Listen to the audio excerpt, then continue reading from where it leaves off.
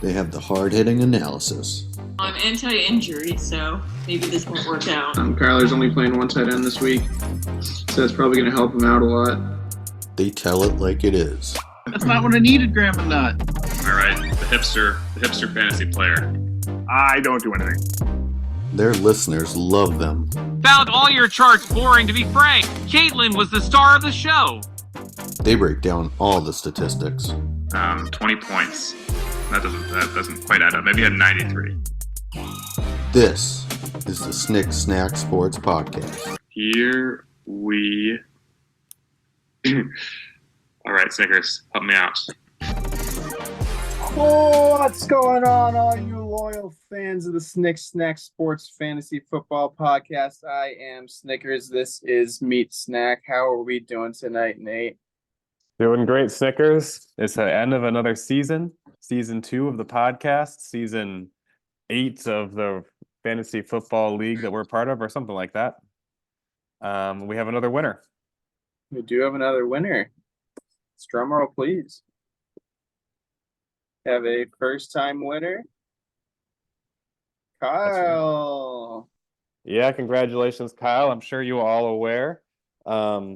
He had a good season, but was the 6th seed. Made the playoffs because he had a stat correction on Katie that gave him 1 point from his defender. So if you think about this, if we had not decided to randomly have an IDP, we'd have a different winner. Yeah, shout out Al-Aziz Shahir. Al-Shahir Aziz. There we go. Tennessee Titans. But yeah, 152 to 120, defeating the Olive Man Ducky and securing his first ever championship, first time being in the finals, maybe second or third time being in the playoffs in the league. Definitely overperforming your average finish position here, Nate.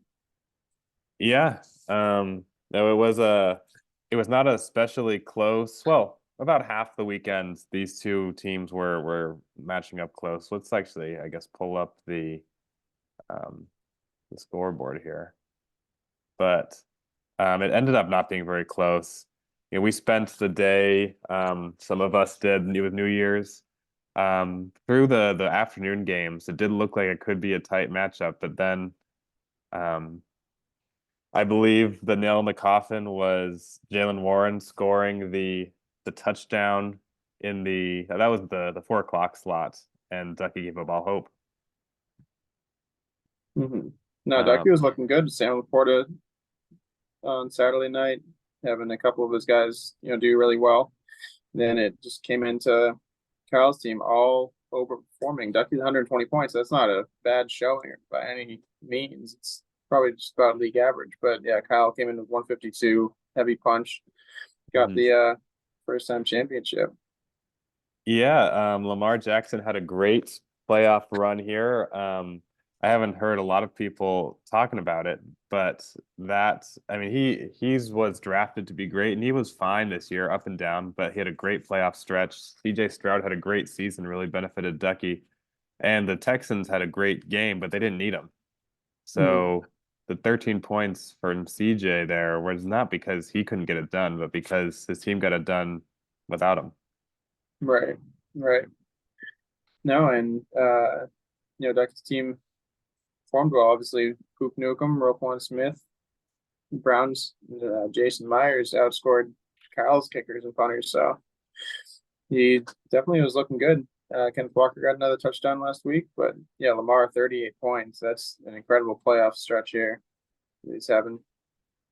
Yeah, and some of Nick's best players, Chris Olave, AJ Brown, Rashad White, all of whom had been getting it done of late. Well, AJ Brown a little bit less, but he was a great player this season. And they didn't happen for him.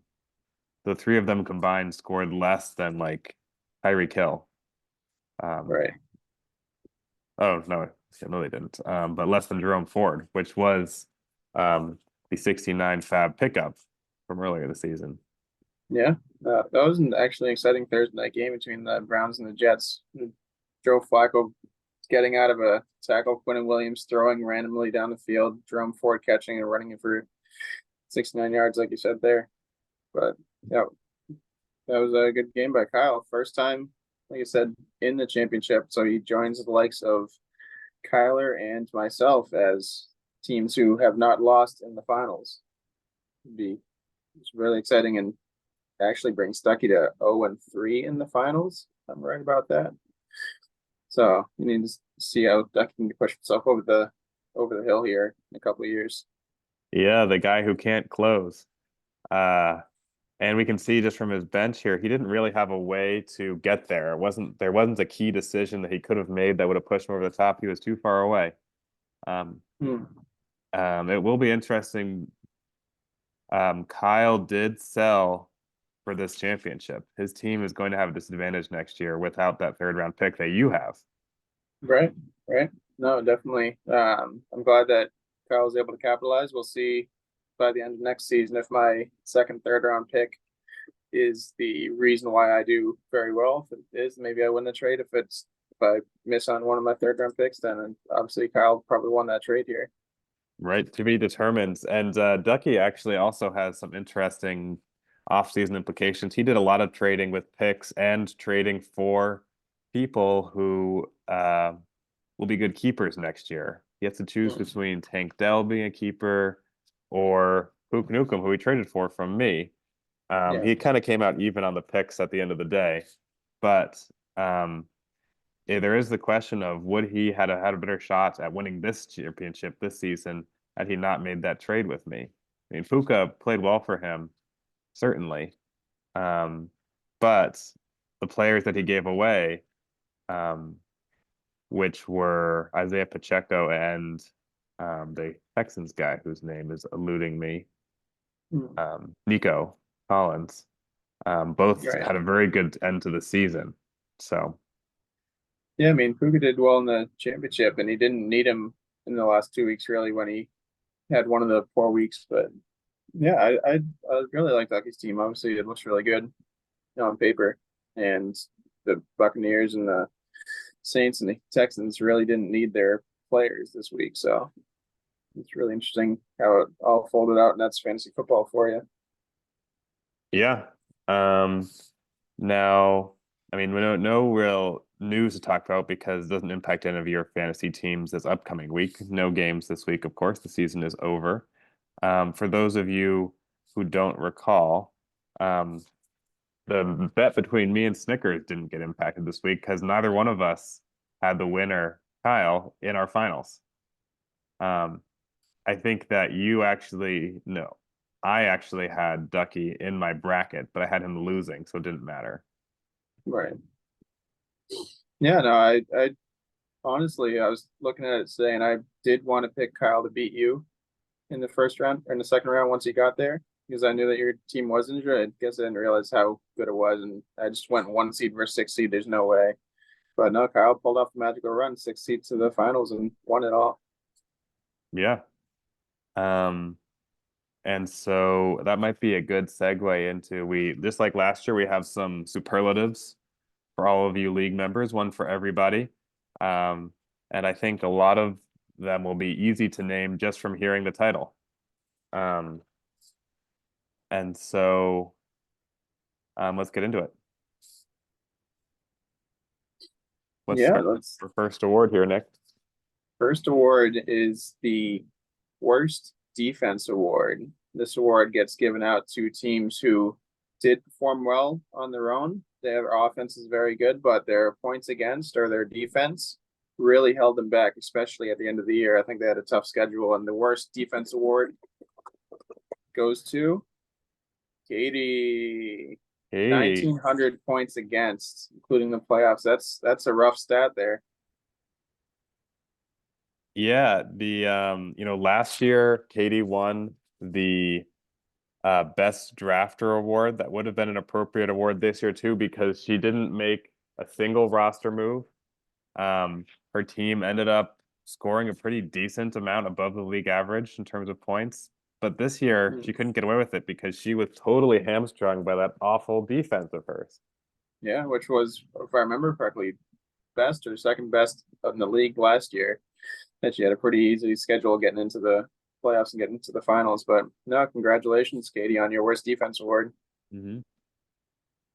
Our next award is called the Vicarious Nepotism Award, and this goes to the team who maybe got a little more into the role playing than the rest of us and decided to favor coaches' sons more than they deserved. This award goes to our own Shane for his egregious preference to play Jack Campbell every chance he got. Dan Campbell's son on the Lions. And I don't know if he's afraid of Dan Campbell going to come and hunt him if he doesn't play his son, or if he just got confused and forgot that Jack Campbell is actually someone else's son other than his own. But he made sure he was in the lineup most weeks. Yeah, and everyone I think is a big fan of Jack Campbell, especially in Detroit. But fantasy wise, he really did not perform like most other players IDPs did. Not even close. But no, congratulations, Shane, on the Vicarious Nepotism Award. That is right. This next award here is called the 2010 Packers Award. Who I think we just mentioned it, but it could have been the 2011 Giants, could have been the 2009 Steelers, teams that were the 6th seed going into the playoffs and ended up winning the Super Bowl. So the 2010 Packers Award goes to the championship, Kyle. Congratulations, Kyle, on the 2010 Packers. Did very well.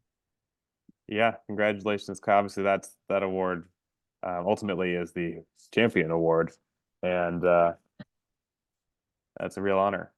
This next award, I think many of you will know who it belongs to. It is the 5 quarterback award. If you weren't paying close attention, you might think, oh, that award went to John.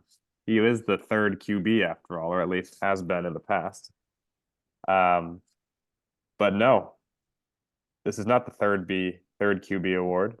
This is the 5 QB award, and it goes to our own finalist, Ducky, who currently has 5 QBs on his roster, which is the most that we've recorded in this league's history. No, it was really impressive, and I don't even know if we're counting Taysom Hill on that 5 QB list, but he definitely performed well, did well in the season. But congratulations, Ducky, on the 5 quarterback on his team, the award for that. Yeah, can you name the 5 QBs, Nick?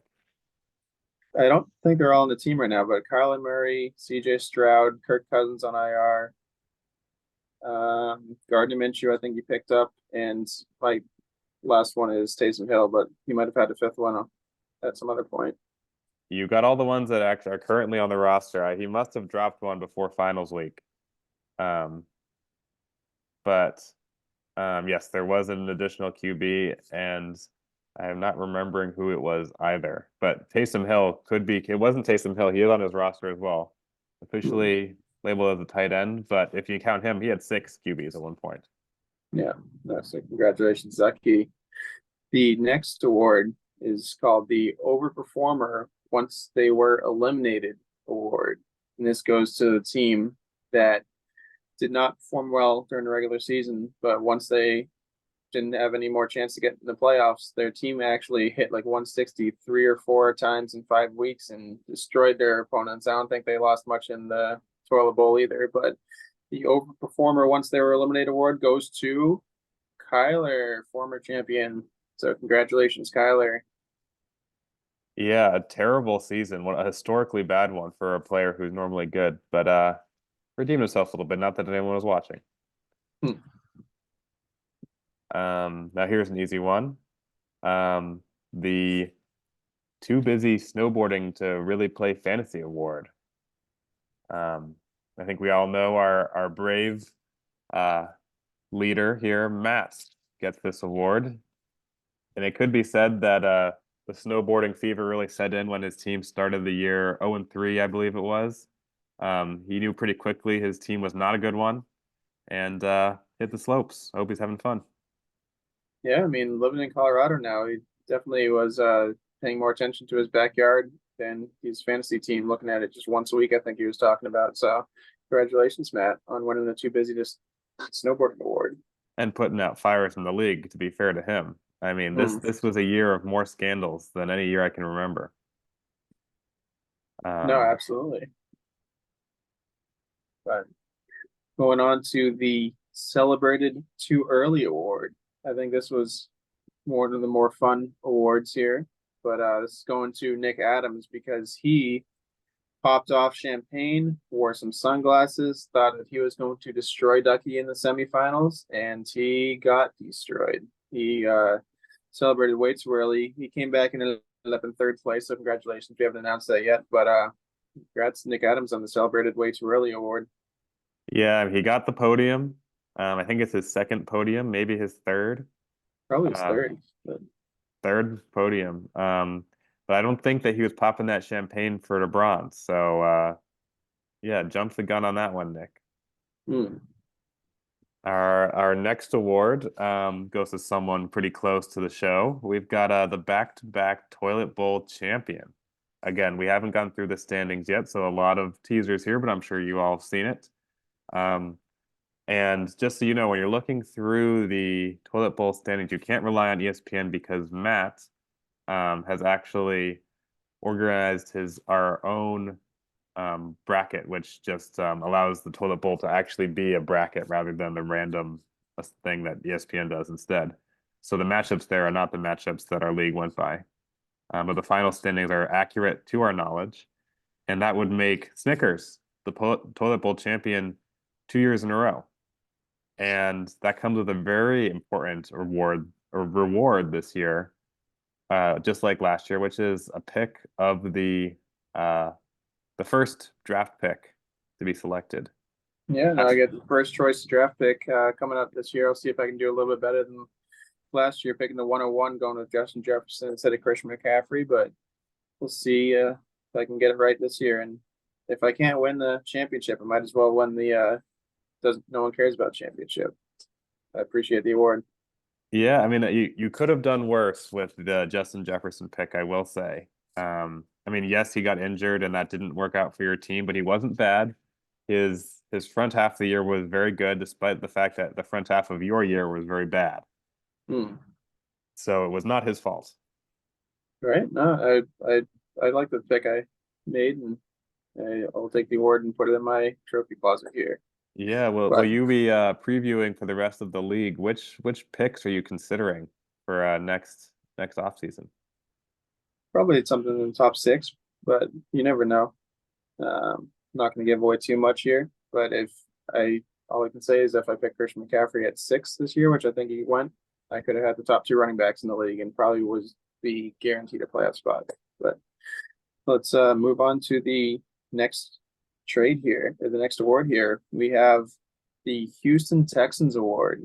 This award goes to the team that tries to lose as far as the general manager is concerned, but their team keeps winning. This reference to last year when the Texans had the chance to get the number 1 pick all locked up, and they won in week 18 against the Colts and ended up with a 2 pick. And this award goes, of course, to our friend John, who, despite not setting his lineup in 5 or 6 weeks, won those weeks. And there are a couple other weeks where he set his lineup and lost.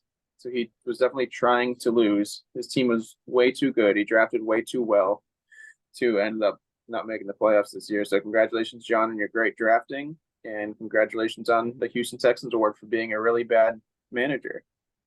Yeah, no, he's been known to be a bad manager, but this was a year where a lot of attention was drawn because of the talent of his team.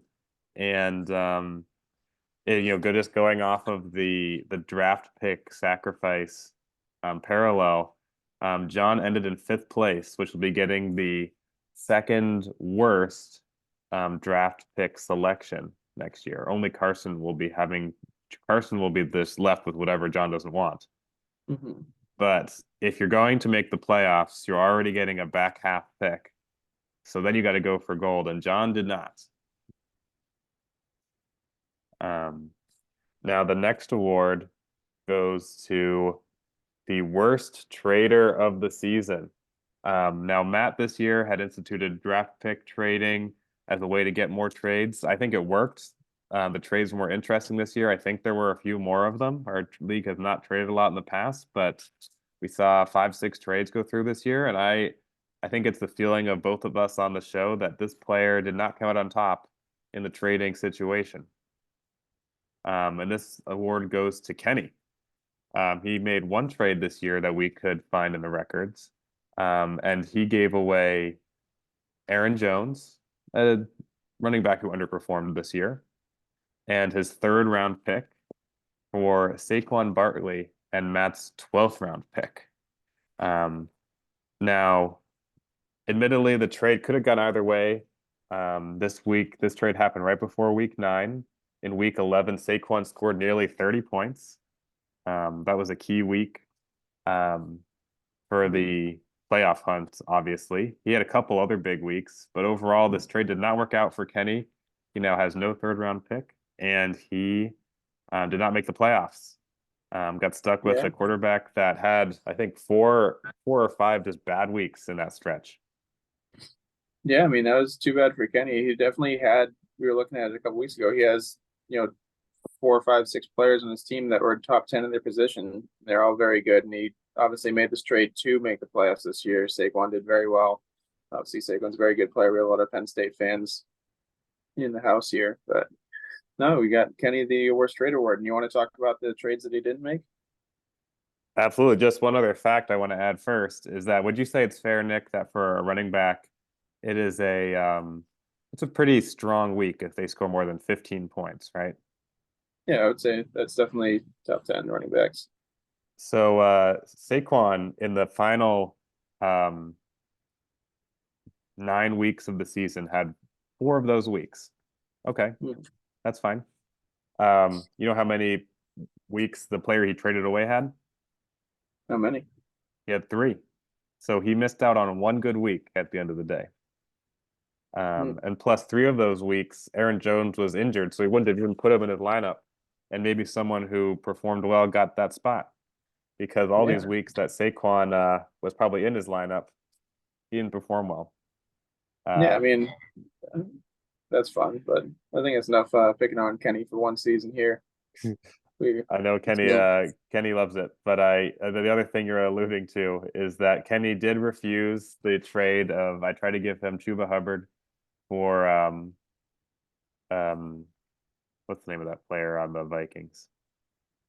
The wide receiver too there. Whatever his name is. KJ Hamler or something. I don't even know who you were trying to trade for. But... No, it was the rookie. I'm not remembering his name. Oh, Jordan Addison, yeah. Jordan Addison. And if I'm being perfectly honest to Kenny, of course it seemed like a bad trade at the time, but I do love the fact that if he had made the trade, he would have made the playoffs. Now, would I have actually anticipated that despite all the shit I gave him? No, definitely not. But that is how it turned out.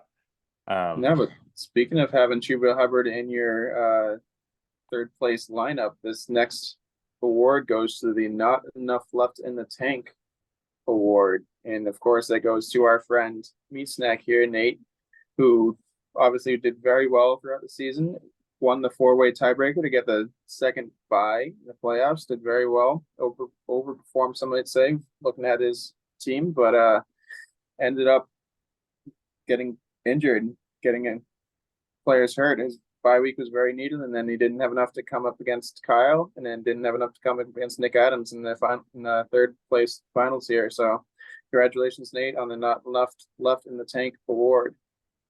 Absolutely, yeah. Stormed through the last weeks of the season. I think won 7 in a row, maybe 8. But yeah, totally ran out of gas. The team fell apart, and the roster construction was vulnerable from the beginning. Everyone was commenting on it, and they were right. And then our last award here goes to the Flash in the Pan award. And that is referring to a team that has not performed very well in previous years and didn't perform when it mattered, but did have some hot moments during the season. And we're referring to Carson, who now this was his second season in our league. He had an impressive team this year. We had him on the show, where it was lovely to have him. He made some strong picks. Had actually Devin Singletary show up at the right time, for example. And I'm hoping that this just shows that he's going to be a strong contender even more in the future. Congratulations, Carson. And now we've been alluding to it all this time, but let's actually get the final standings up on the screen for everybody. you can see here, we'll start from the bottom, but Shane did actually fall to 12th place. Now, he tanked a little bit at the end. And we discussed his award, didn't we, Snickers? Yeah, yeah. That Oh, yes. he was a vicarious nepotism award going to Jack Campbell, but we could have gave him anything related to Johnson awards here for naming his team Johnson and trying to get the 6th overall pick somehow instead of trying to get a better one. But yeah, he had 2 of the lowest scores in the league's history. Now he did so by playing a player named Johnson at every position, as you may have noticed if you were watching the toilet bowl matchups. He scored 23 points last week, playing Josh Johnson at QB, Jacob Johnson at running back, Ty Johnson as backup running back, Deontay Johnson at wide receiver, Tyler Johnson, wide receiver, Rob Gronkowski at a tight end. Apparently, there's no tight ends named Johnson. there's Juwan Johnson, but he couldn't get him off of Carson's lineup in time. That's right. Dearness Johnson in the flex, Jalen Johnson at the defensive, the Dolphins at defense. And then apparently no kickers named Johnson either because he had Cameron Dicker. And then, I mean, I see what he did there. And then Cameron Johnston for the punter. Yeah, very nice. Pulling that off or coming as close to it as you did, but 6th pick of the draft. Yeah.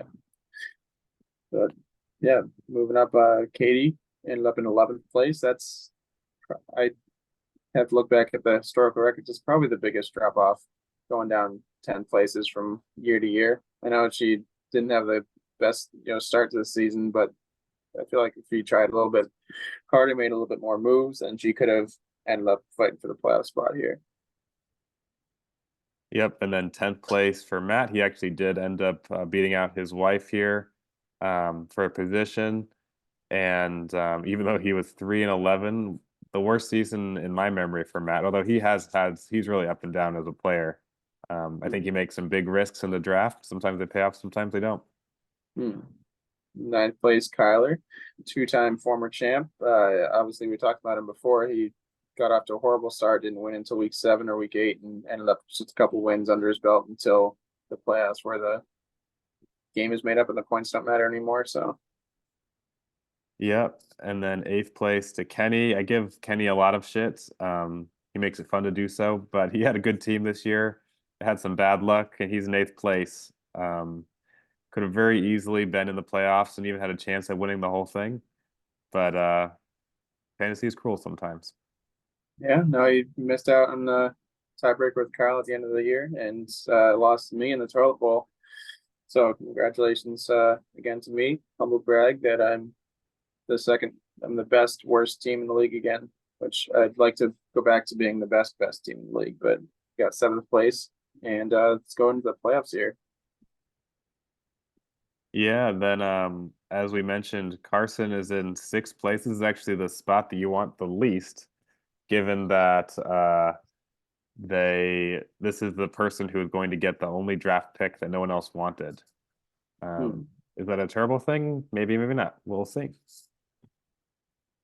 Yeah, but John ended up in 5th place after the first week of the playoffs where he lost to Ducky in a really close match that he could have won. John could have actually easily made it to the finals if he won that matchup against Ducky, but got 5th place here. So congrats, John. It's highest place finish in a while. Yep. And then I came in 4th place after mid-tier Nick, who came in 3rd place, beat me out in the consolation match. Congratulations to him. Yeah, good job, Nate. Congratulations, Nick, on the bronze there, and Ducky, Olive Man in the IR. I don't think he had too many players in IR at the end of the season here, but no, he showed that he's consistent. Ducky is usually almost always making the playoffs, always doing well, always making a lot of moves to do better and better, and he ended up just falling a little short this year, but did have the most points in the league. And then our winner was Kyle, as we all know. So congratulations one more time to Kyle. And I was just noticing, I was looking at this, that ESPN had added the points per game for and against. well as the point differentials per game, which is a useful thing to have. I wish they had that all year. Hmm. So we can see kind of the range went from Kyler, who was scoring 108 points per game, all the way up to Nick was scoring 135 points per game almost. Was winning by an average of 17 points every week. That's pretty impressive. And then cruelly, Kenny was winning by an average of 10 points every week and still obviously 8th place. Hmm. No, but no, that was a really fun season, I'd say, Nate. I know that neither of us had the outcomes that we wanted, being former champs ourselves, but it's a lot of fun. How do you think that all the different rule changes and the different players that we added this year really helped or hurt the different managers in the league? Well, that's an interesting question. I mean, some things that we changed this year as a reminder, we added the punter, we added the individual defensive player, 2 new bench spots to accommodate that, which actually really changed how waivers work. Did make the waivers a little dry, but I actually didn't hate that. Also, you could trade draft picks this year.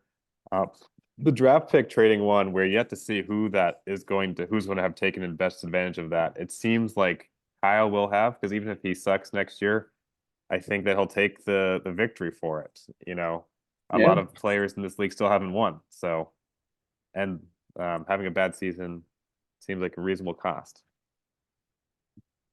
No, I really enjoyed having the punter and the defensive player in the league. Obviously, my punter is going to the Pro Bowl. Not many people can say that, but the defensive player is really interesting because they do have a pretty volatile relationship with points, that they can score up to 30 points. I think I've seen a couple of times this year, and then they can either goose or score 2, 3, 4 points. And that's not great. It just depends on what's going on and if they're going to get injured or if they're going to make enough tackles. Even if they're the best defensive back in the league, but no one throws to you, you're not going to get a lot of points. So I thought it was a lot of fun moving that around and making sure you're making the best decision each week. Yeah, it seems like the draft pick trading is probably here to stay, just like Fab waivers was the year before. I think it is up for debate whether we're going to keep punters and individual defensive players next year. That's going to be something that's part of the offseason discussion. We now have co-commissioners, Ducky and Matt, and they'll eventually hand down a ruling on it. But what would be your vote here, Snickers? Do you think we should keep these players? I like keeping them. Yeah, I wouldn't be super upset if we didn't, but I really liked doing that, having a lot of knowledge of all the IDPs. It's a lot of fun, and it's definitely makes a lot of creative decisions for your team. Yeah, I don't feel strongly about it. I enjoyed talking about it. I mostly didn't really look at their performances when I was looking at matchup stuff because I just don't know the players as well. So if we got rid of them, I would probably be pretty indifferent, but always interested in new twists.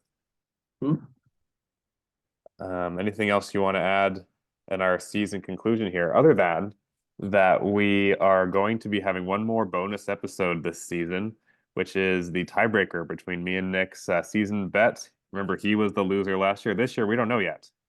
We're tied. And so what do we do when we tie in this league? We play Candyland. And so tune in next week for the Candyland tiebreak, round 2. Check out Grandma Nut. She's been in our intro all year long, and she's going to help me get through the candy cane forest and win the game next week. We will see. I lost last time. I don't expect to lose Candyland again. But anything else before we let everyone go today, Nick? No, just big shout out to all our fans. Thanks for getting the subscription count keep going up and up all throughout the season here. We got a new one 2 weeks ago. I don't even know who it is, so that's a lot of fun keeping track of that. So shout out to all our fans. Yeah, it's been a great season. We'll look forward to seeing you all next week.